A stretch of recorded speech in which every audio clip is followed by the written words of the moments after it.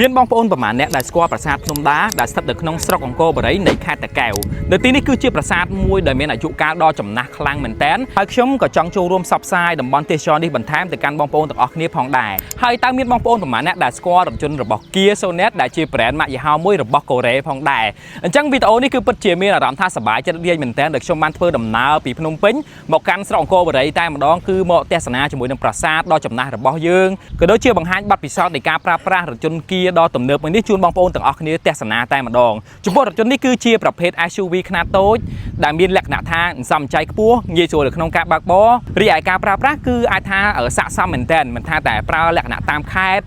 ឬក៏ប្រើនៅក្នុងទីក្រុងទេដោយសារតែកម្ពស់របស់វាក៏ខ្ពស់គួរសមដែរចំពោះរថយន្តនេះបើសិនជាយើងមើលពីខាងក្រៅមកគឺពិតជាតាក់ទាញខ្លាំងមែនទែនទៅលើការ design ដែលមានចន្លោះប៉ាណាបែបមកធំមែនទែនការធ្វើបែបនេះគឺជំនួយទៅដល់ប្រព័ន្ធខ្យល់ចូលទៅស្អំម៉ាស៊ីនបានយ៉ាងល្អចំណែកឯចង្កៀងវិញគឺមានលក្ខណៈថា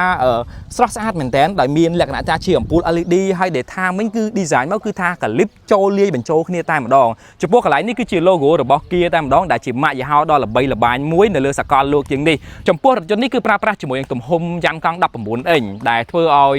រាងរបស់រថយន្តនេះគឺពិតជាស៊ីគ្នាមែនទែនបងប្អូនអរគ្នាផ្នែកខាងក្រៅវិញគឺត្រូវបាន design ជាមួយនឹង stock មួយបន្ទាត់ពេញតែម្ដងដែលធ្វើឲ្យរថយន្តមួយនេះគឺកាន់តែទាន់សម័យបងប្អូនបទពិសោធន៍ជាក់ស្ដែងឡាននេះស៊ីសាំងតិចមែនទែនជិះ100គីឡូម៉ែត្រស៊ីសាំងខ្ទង់6លីត្រ7លីត្រនិយាយទៅបើសិនជាការប្រើប្រាស់មិនថាតែក្នុងក្រុងឬមួយក៏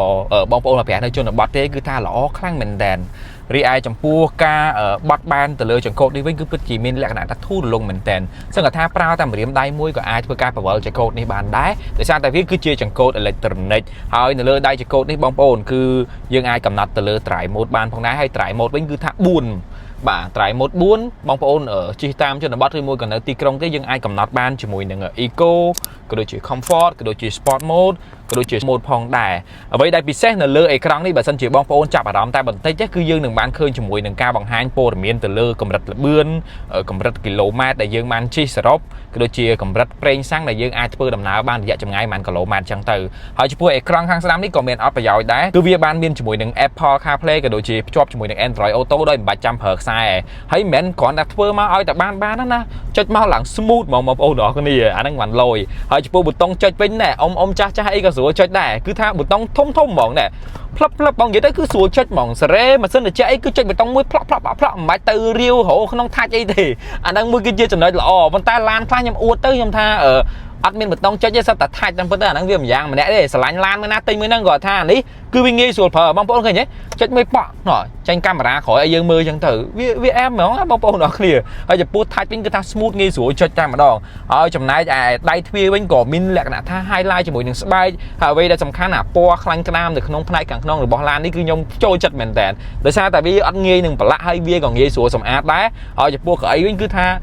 អ្នកដែលមានមៀតធំហ្មងអីក៏មានលក្ខណៈថាងាយស្រួលអង្គុយដែរហើយមានកៅអីត្រជាក់ទៀតណាបងប្អូនអរគ្នាហើយលក្ខណៈពិសេសបន្ថែមទៀតនៅផ្នែកខាងក្រោយក៏មានម៉ាស៊ីនត្រជាក់នៅផ្នែកខាងក្រោយហើយដបូលបើកក៏មានដែរបើកដបូលមើលទេសភាពអីបានតាមចិត្តរបស់យើងហ្មងហើយបើសិនជាផ្នែកខាងក្នុងវាអាចថាប៉ុណ្នេះគឺមកតលាយល្មមក្លុបក្រោយអីក៏អាចថាដាក់អីវ៉ាន់បានច្រើនគួរសមដែរហើយបើសិនជាបងប្អូនថា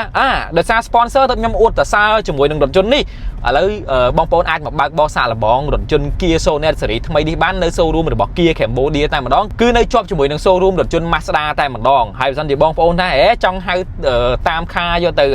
test drive ជាមួយគ្នាគឺបងប្អូនអាចខលមកបានចាំយើងទៅ test drive ឡាន Kia នេះជាមួយគ្នាក៏បានដែរឡយទេបងប្អូនអរគ្នាអញ្ចឹងបើសិនជាបងប្អូនចង់ដឹងព័ត៌មានបន្ថែមតាក់ទងជាមួយនឹងឡាន Kia មួយនេះគឺបងប្អូនអាចតាក់ទងទៅកាន់ Kia Cambodia បានសួរព័ត៌មានផ្ទាល់តែម្ដងអញ្ចឹងវីដេអូថ្ងៃនេះគឺមានតែប៉ុណ្្នឹងទេជំរាបលាបងប្អូនអរគ្នាបាទ